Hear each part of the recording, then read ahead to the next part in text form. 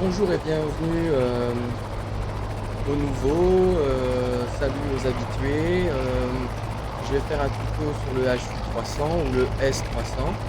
Donc HU Hughes 300 ou Schwezer 300, ça a changé de nom quand ça a été racheté. Modèle qui est pas tout à fait le même qu'en réel. Il me semble qu'il se pilote souvent à gauche, celui-là, comme les Hughes, en fait, comme le Hughes 500. Donc là, ils l'ont mis à droite. Et une autre particularité, c'est qu'on ne l'utilise pas avec le governor. Il n'y a pas de governor normalement. Donc là, ils en ont mis un dans ce modèle, mais on ne va pas l'utiliser. On va piloter à droite, mais on ne va pas utiliser le governor qui est installé. On va essayer de réguler nous-mêmes les gaz en fonction du pas qu'on va demander. Donc là on a commencé à démarrer. Je suis en live Twitch en même temps que j'enregistre ce tuto. Donc en fait ce qu'il faudra, c'est surveiller tout le temps que l'aiguille rotor soit, donc l'aiguille qui a le R là, elle soit tout le temps sur l'intervalle vert ici. Et de toute façon il y aura cette sonnerie quand je sortirai de l'intervalle. Donc il ne faut pas excéder la vitesse pour éviter de péter la BTP, la boîte de transmission, et il ne faut pas aller dessous au risque d'être trop lent, de perdre de l'altitude, de s'écraser, voire même de péter le rotor. Il me semble que c'est possible. Voilà, donc là on va maintenant monter un tout petit peu encore et on va tester les magnétos gauche et droite, et puis après on partira. Si ça pouvait stabiliser, que je regarde les magnétos. Ça c'est le droite, ça descend un peu, ça descend beaucoup même, mais bon, de quelques millimètres. Après je remets les deux et je mets juste le gauche. Ouais, ça va. Ça descend pas trop, donc ça veut dire les deux magnétos fonctionnent. On va pouvoir maintenant monter en régime normal. Alors j'ai mis Axis Viewer pour commencer par faire comme habituellement du vol stationnaire. Là on était un petit peu en sur-régime. Ah ouais, ça bouge tout le temps. Donc là je vais décoller, je lève le pas du collectif, je donne un petit peu de gaz. Là j'ai mis un petit peu trop de gaz. Voilà, donc là il faut que je surveille à la fois mon stationnaire, donc essayer de pas trop perdre le contrôle, et à la fois le régime du moteur. Et bien j'avoue que c'est pas du tout évident. Peut-être on aurait pu commencer avec le governor, même si c'est pas réaliste pour cet appareil. Et parce que là franchement je pense que tous ceux qui essaieront vont quand même galérer. En tout cas moi je galère.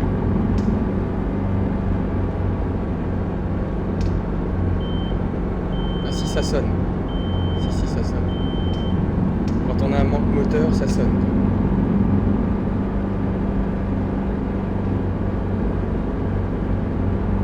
Donc là, j'essaye de me mettre devant la manche à air en stationnaire. Et comme je m'occupe la plupart du temps du régime moteur, du coup, je suis pas assez attentif à la direction. Là, j'ai pas assez... Oh là là, c'est la galère.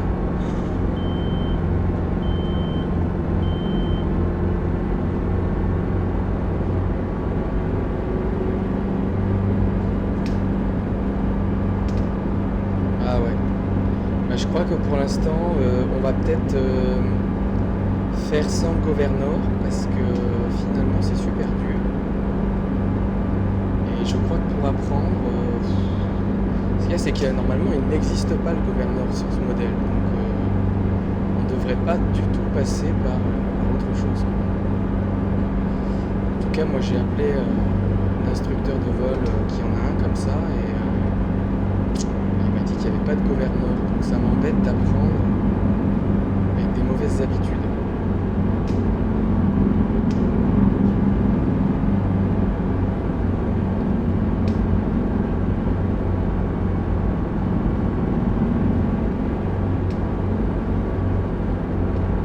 En tout cas c'est galère. Pour le vol stationnaire, wow.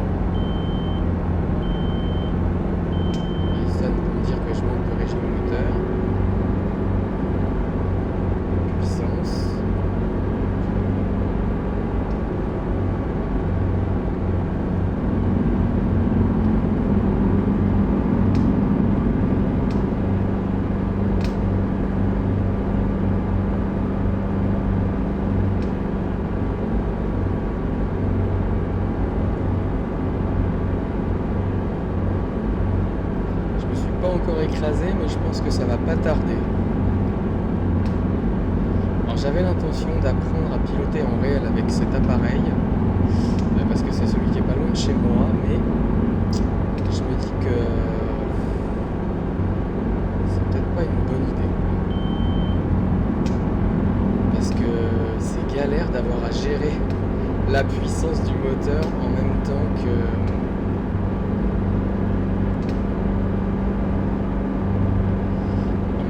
gérer un stationnaire par exemple. C'est une difficulté supplémentaire.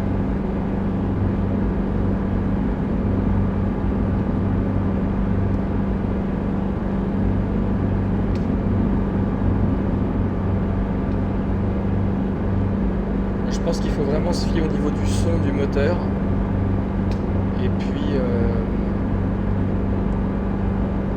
de l'alarme quand elle sonne.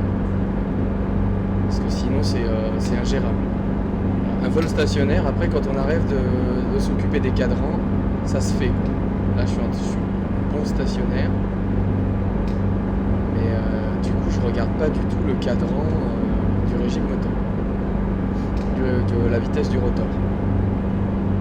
Voilà, donc comme on a l'habitude de faire avec la complexité de la régulation de puissance en plus, on fait un stationnaire devant la mâche à air face au vent. On voit quand même qu'elle est bien raide, donc il doit y avoir pas mal de vent, ce qui va pas simplifier les manœuvres. Là c'était pas mal.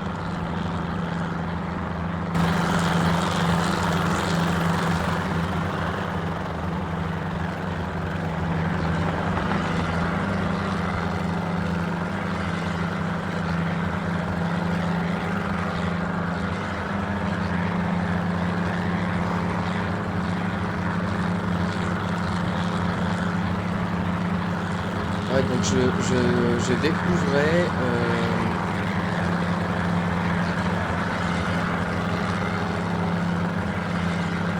le stationnaire, je découvrais pas parce qu'avant j'utilisais le gouverneur. Là je découvrais un peu la régulation du moteur tout en gérant le stationnaire. C'est pas facile.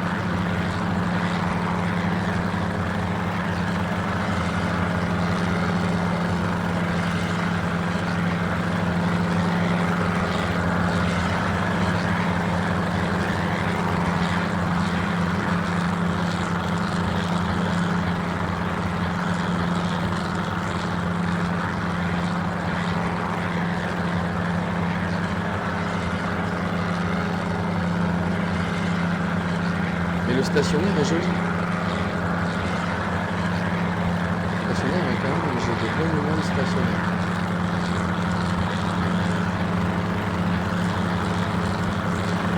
Et là j'étais parti pour la translation en taxiway.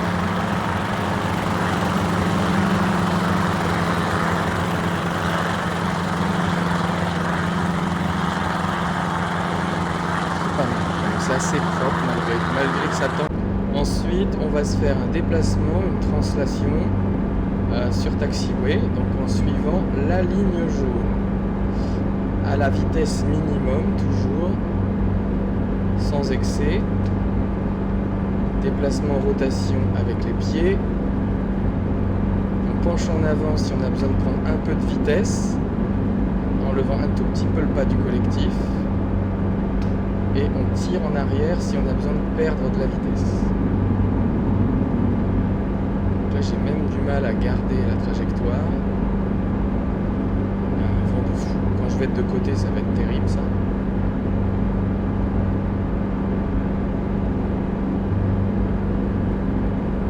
Donc là, on va pas tarder à arriver sur le virage.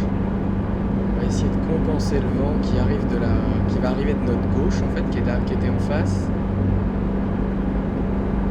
Et on donne très peu de pieds droits pour tourner, sinon le machin il se barre. Ah non, il en faut beaucoup en fait. Voilà.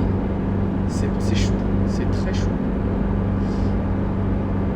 Pour l'instant, je ne m'occupe pas du régime moteur, ça ne sonne pas, ça veut dire que je dois être correct. Ah, je suis un petit peu trop élevé. Mais... Allez, on s'aligne à la piste, rotation gauche, stationnaire. Et enfin là, on va monter le pas du collectif tout en augmentant les gaz du coup. Et on va pencher en avant pour prendre de la vitesse. Hop. Je monte le pas là parce que j'avais pas mal de puissance disponible. Je vais mettre mon aiguille dans le vert. Voilà, j'ai 50 nœuds.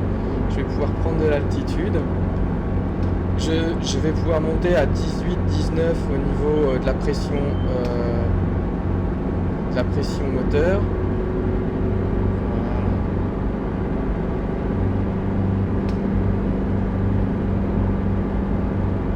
Là, ça y est, j'ai une aiguille dans le vert. J'ai une pression moteur à 19-20, ce qui est pas trop mal. Alors, ce qu'il y a, c'est que ça bouge pas mal si je me penche en avant ou si je fais du station. Donc là, j'essaie de prendre de la vitesse. J'ai un peu de marge de pas si je veux. Voilà. Donc la pression, en fait, monte au-dessus de 20, surtout quand je suis en sur-régime moteur par rapport au pas que je demande. Vu que là j'ai monté un petit peu le pas, mon aiguille est repassée dans le vert et ma pression moteur est descendue en dessous de 20. Alors ça tombe pas mal, normal, il y a du vent. Ça c'est un truc qui est un peu galère, mais bon, alors normalement on a au centre là, on va le voir par exemple, beaucoup de pieds droits, on voit qu'il y a des machins rouges qui dépassent, des fils. Donc ça normalement faut pas les voir sur cet appareil. Si on les voit d'un côté, c'est qu'on a trop de pieds du côté en question. Donc il faut donner du pied de l'autre côté. Là je le vois un tout petit peu à droite, donc je donne un peu de pied gauche. Voilà, et là ça veut dire que je vole droit. Encore un peu de pied gauche parce qu'on voit encore. Voilà. Et là ça veut dire que je vole droit. C'est un sacré défi, hein, le pilotage sans gouvernail quand même. Mais pas trop. Pied gauche plutôt qu'il fallait donner peut-être. Je sais pas, c'est pas mal décalé. Je cherche. J'essaie de comprendre en même temps que je le fais cet exercice. Pas trop de régime moteur. Je baisse la puissance trop vite par rapport à l'utilisation du pas du collectif. Il y a besoin vraiment de se trouver un point de repère au son.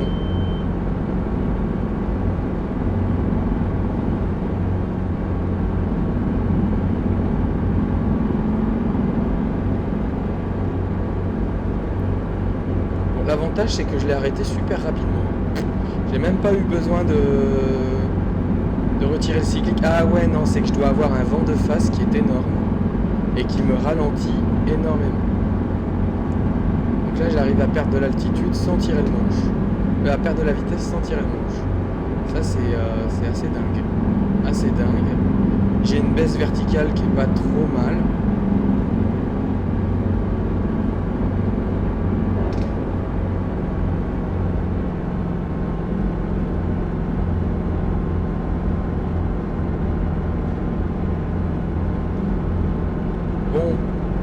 Réussi un premier atterrissage. Comment était l'approche? Alors très lente, hein, avec un vent de face.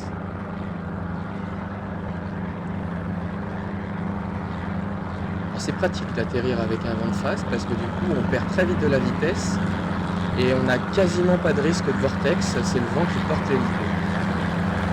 C'était pas très centré. Ça c'est du détail.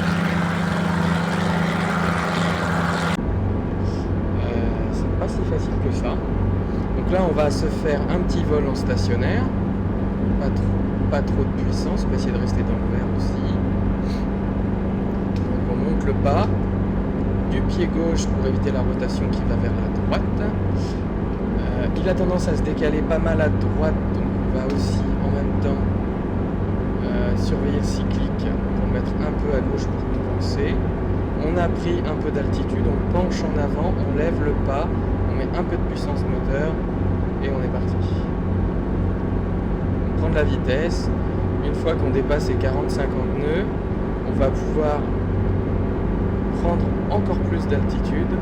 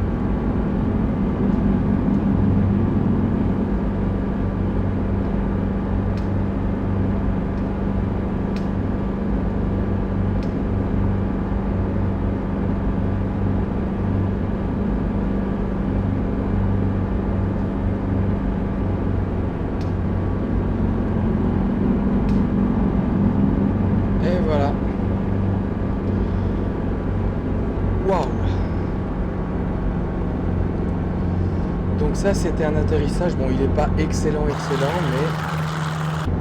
on fait ce qu'on peut avec ce qu'on a.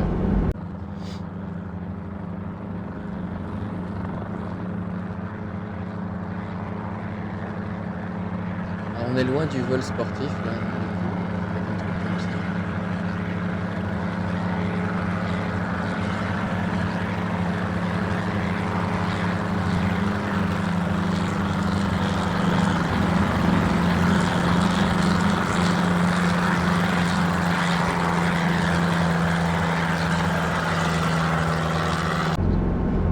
C'est super difficile quand même. On va essayer de se faire un atterrissage ailleurs, toujours sur une petite hélistation. On pilote parce qu'on monte de régime, ok. On va monter un peu, voilà. On va aller se faire un atterrissage ailleurs.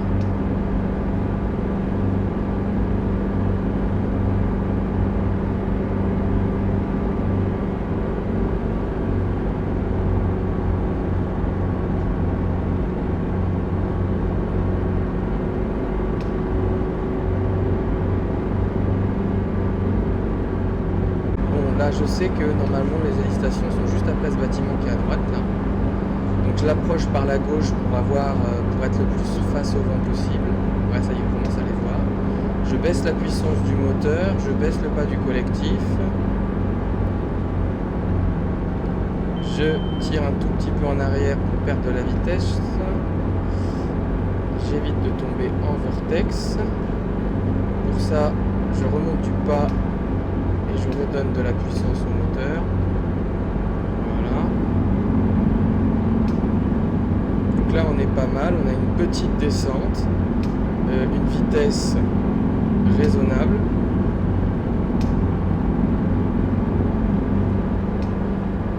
Je crois qu'on va prendre le premier qui vient. On va pas s'embêter à en cibler un seul.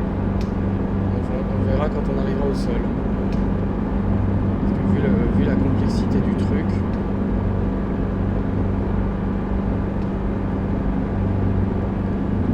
J'étais parti pour prendre le premier, mais si j'arrive au-dessus d'un autre, je me pose.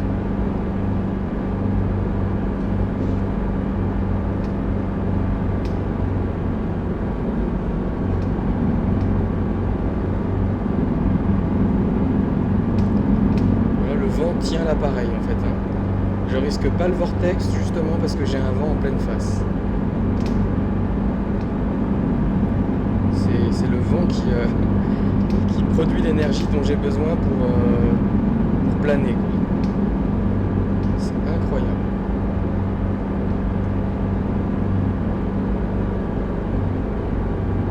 Là j'ai remonté le pas. J'avais de la puissance en rap donc je pouvais me permettre. Et voilà. Et ben ça fait quelques trucs quand même.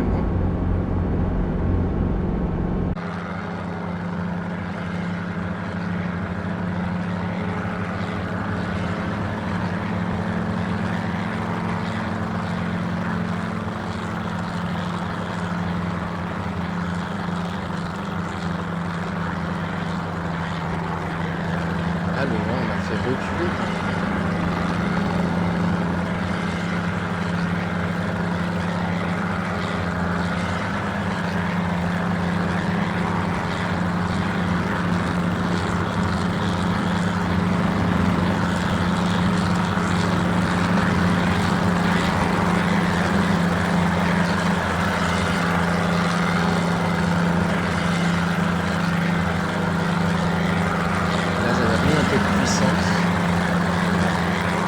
Diminuer la vitesse de descente.